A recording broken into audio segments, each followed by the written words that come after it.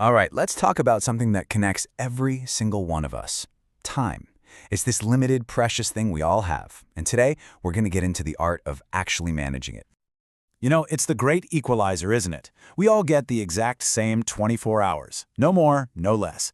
And yet, some people seem to build empires, take care of themselves, have great relationships, while so many of us feel like we're just stuck on a hamster wheel, constantly running and getting nowhere. So, what's their secret?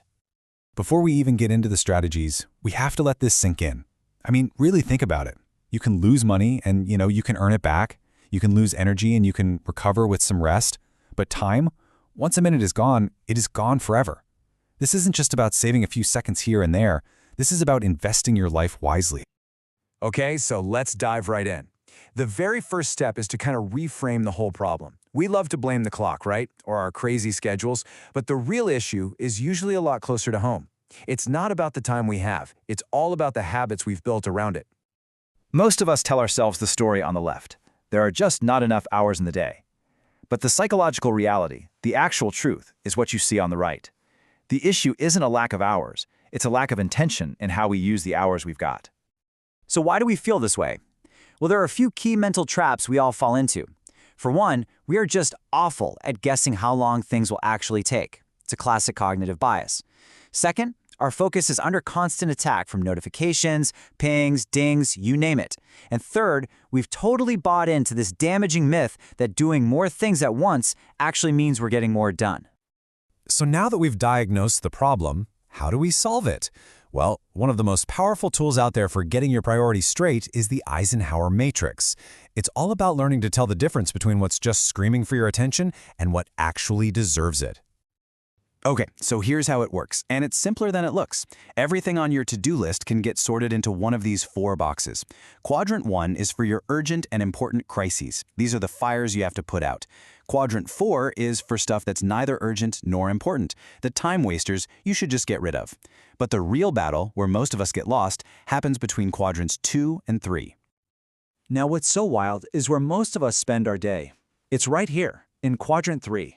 This is the land of constant emails, the quick questions that aren't quick, the notifications that pull you away.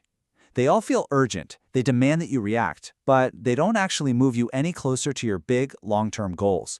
It's the classic trap of being busy but not productive.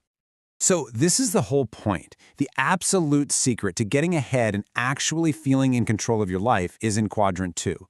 These are the important things that never feel urgent until it's too late. Things like long-term planning, exercising, building relationships, learning a new skill. This is where you work on your life, not just react to what's happening in your life.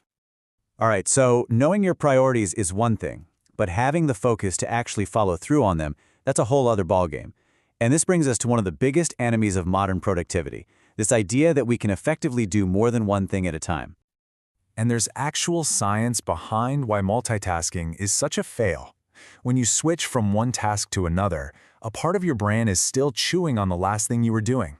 It's called attention residue, and you can think of it like mental sludge. It just slows down your thinking and makes you less effective at everything you're trying to juggle. The cost is just stark when you lay it out. When we try to multitask, our efficiency tanks, our stress levels go up, and the quality of our work just nosedives.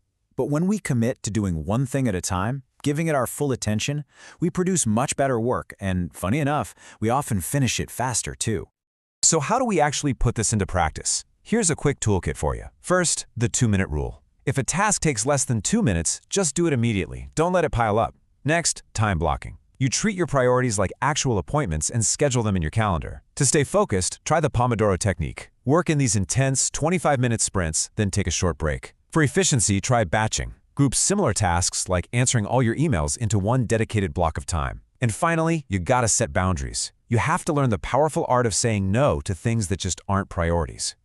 It's so tempting to think that good time management means filling every single second with work. But honestly, that's just a recipe for burnout. The crucial truth is that strategic rest, getting enough sleep, having some downtime, that's not laziness. It is an essential ingredient for high-quality, focused, and creative work. Let's zoom out for a second. We've talked about a lot of tactics and strategies, but the ultimate goal here, it isn't just to become some kind of efficiency robot. It's about something much deeper. This quote just says it all, doesn't it? The tools, the techniques, They're just the means to an end. When you take control of your schedule, what you're really doing is taking control of the direction of your life. Every minute you manage is a choice about how you want to live. And this is a really important distinction. You can be the most productive person on the planet, checking off every single thing on your to-do list, and still feel completely empty. Being busy is not the same thing as being fulfilled. The goal isn't a packed schedule, it's a meaningful one. So, we'll leave you with this final, powerful question. Take a good, honest look at how you actually spend your days and weeks. Does it reflect who you want to be? Does it reflect what you truly care about? Because at the end of the day, that's the only form of time management that really truly matters.